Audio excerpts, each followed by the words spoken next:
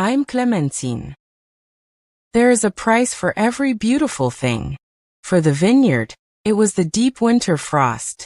For the roses, it was the black spot. And for the Gray family, for this land we had loved for 5 generations, the price was a secret. A secret so heavy, so corrosive, that it had been bricked up inside a wall, like a body in a cathedral, to keep the whole structure from falling down. My name is Clementine Gray. For 30 years, I was simply Thomas Gray's wife. The steward's wife. We lived in the caretaker's cottage on the edge of the vast, beautiful, and perpetually troubled Highfield estate. The main house, a grand and crumbling Georgian beauty, stood empty for most of our lives, owned by distant cousins who visited only to complain about the taxes.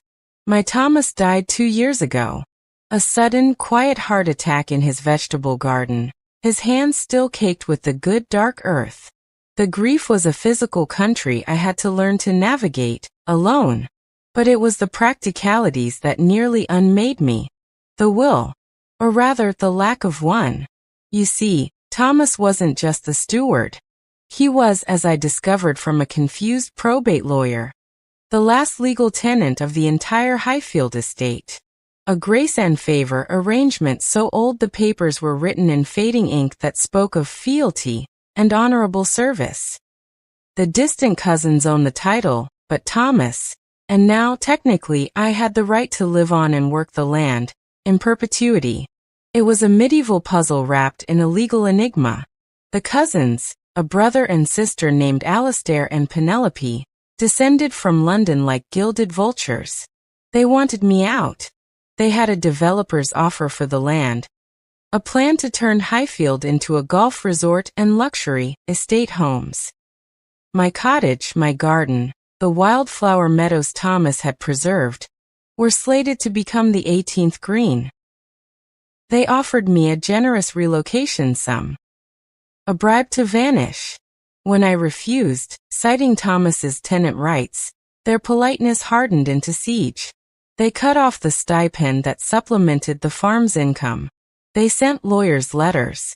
They spread whispers in the local village that I was a confused, grieving widow, clinging to a past that wasn't mine. I was alone grieving, and fighting a war on 2 fronts. Against the bank that was beginning to call in the farm's modest loans, and against the cold, polished avarice of Alistair and Penelope. My sanctuary became my prison. And then, during a week of relentless autumn rain, the prison wall cracked open. The trouble began in the oldest part of the cottage, a stone lean-to that served as a mudroom. A damp patch appeared on the interior wall, morphing into a spreading stain the color of regret. Plaster began to crumble. I am a practical woman. Thomas taught me that. So I bought a masonry chisel and a hammer, intent on exposing the source of the leak before the rot set in. I moved the old coat rack, the line of muddy boots, and started to tap at the damaged plaster. It gave way far easier than I expected. With a soft crump, a large section fell inward, not onto stone but into darkness. A musty, cold breath of air, smelling of old mortar and time, sighed out of the hole. I shone a torch inside. It wasn't a pipe. It was a cavity, a deliberate, bricked-up niche in the wall. And inside, wrapped in what looked like oilcloth, was a rectangular package. My heart hammered against my ribs, a frantic bird. I carefully pulled the bundle out. It was heavy. Unwrapping the stiff, cracking cloth, I found it. This ledger. It was not like our farm ledgers. This was older, finer. The cover tooled with a pattern I recognized. The Gray family crest, a hawk holding a vine, that was carved over the main house's doorway. I opened it with trembling hands. The first page bore an inscription in fierce, black ink. The true accounts of Hiram Gray, 1886 to 1912. Let no eye but a Gray see this, lest the roof fall in on us all.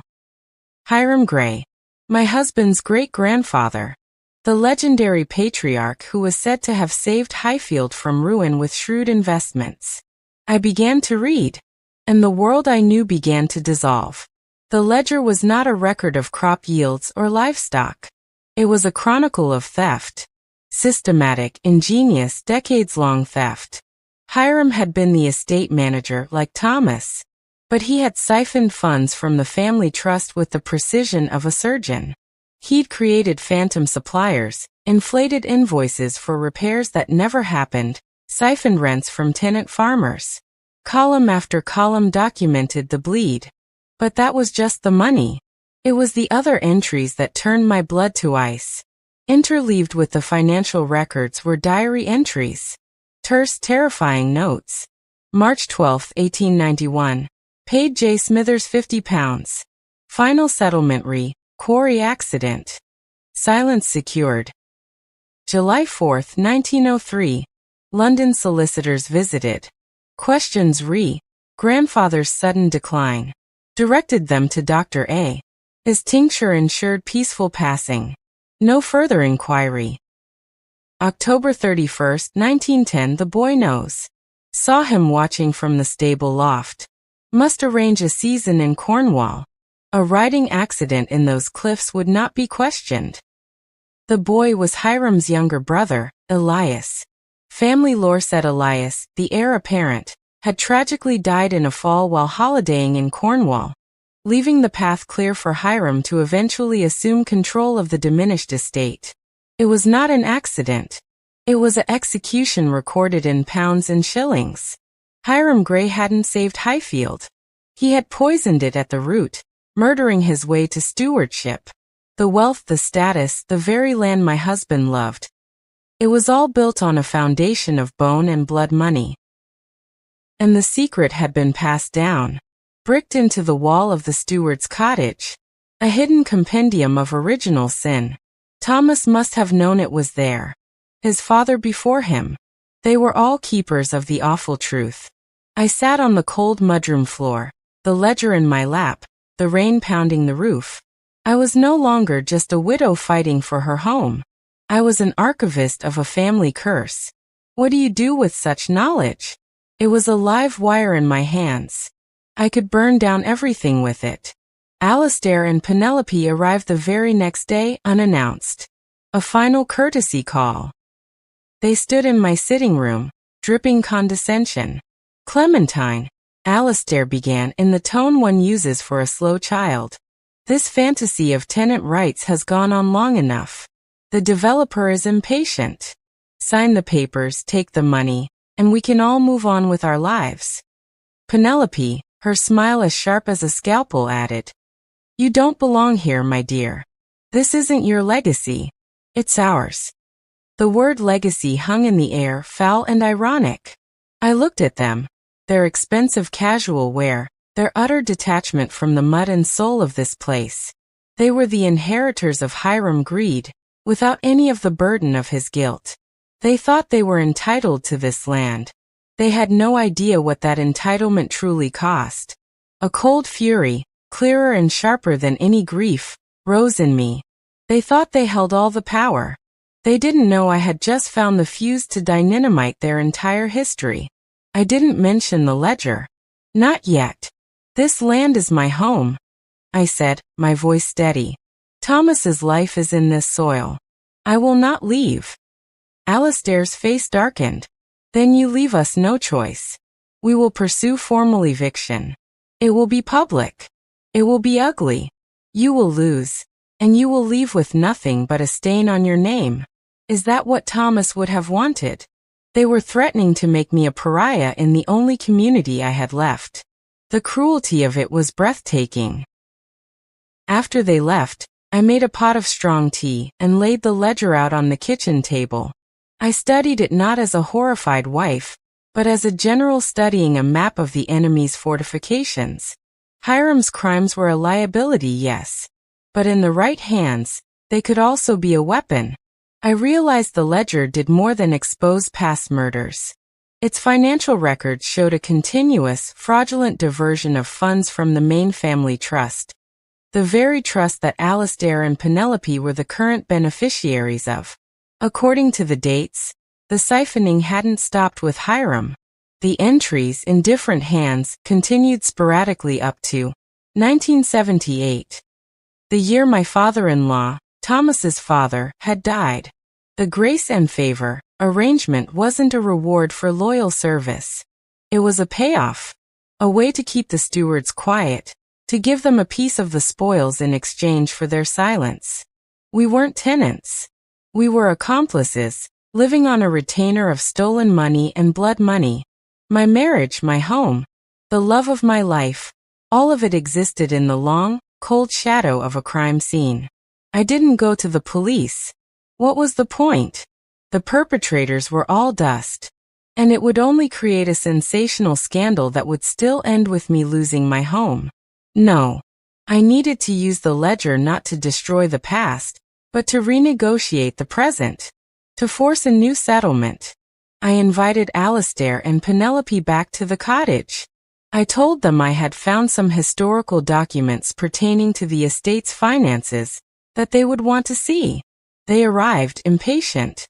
I had placed the ledger on the table, open to the page detailing the payment for the quarry accident.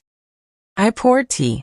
Before we discuss my leaving, I said, I thought you should understand the full nature of the legacy you're so eager to sell.